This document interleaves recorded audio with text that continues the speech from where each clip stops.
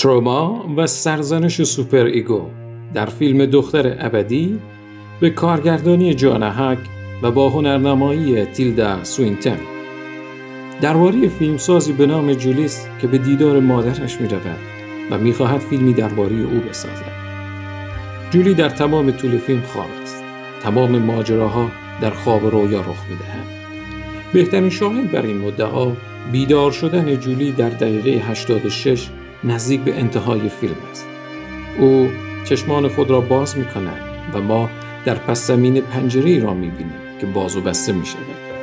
شکایت جولی به مسئول پذیرش هتل که پنجره یکی از اتاقها به هم می خورد و تولید سر و صدا می کند در آخر فیلم بر ما آشکار می شود. همچنین بیش از 4/5 فیلم در تاریکی و نور کم می گذرد که تأکیدی بر ساحت ناخودآگاه است. فضای تاریک هتل یادآور ناخودآگاه است.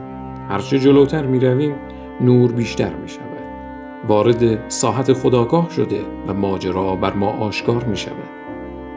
جولی آرزو داشت از مادرش خوب نگهداری کند، به صحبتهایش گوش کند و حتی فیلمی درباره او بسازد.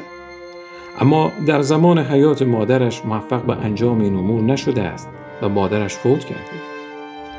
با ارجاع به فرمول اصلی زیگموند فروید، رویا تحقق یک آرزوست. در کتاب تفسیر خواب می توان گفت که آرزوی مراقبت و مهربانی با مادر در رویای جولی تحقق یافته است. مادرش چند بار از مهربانی او تعریف می کند، اما جولی در عوض در مکالمه تلفنی می گوید احساس گناه می کند که نشانگر سلطه سوپر ایگوست. جولی از یک روانزخم یا تروما رنج می برد. زمان گذشته به زمان حال او منتقل شده. جولی در تمام طول فیلم مضطرب است. او پس از مرگ مادرش به اختلال اضطراب پس از سانحه یا PTSD مبتلا شده.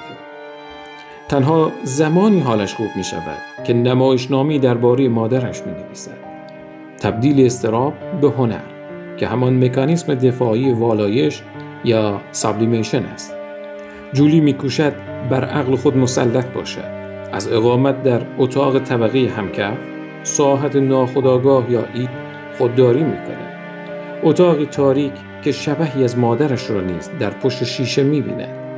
در عوض در طبقه اول ساکن می شود که نمادی از ایگوست و صداهایی از طبقه بالا می شنود که نمادی از ضربه ها یا سرزنش های سوپر ایگوست.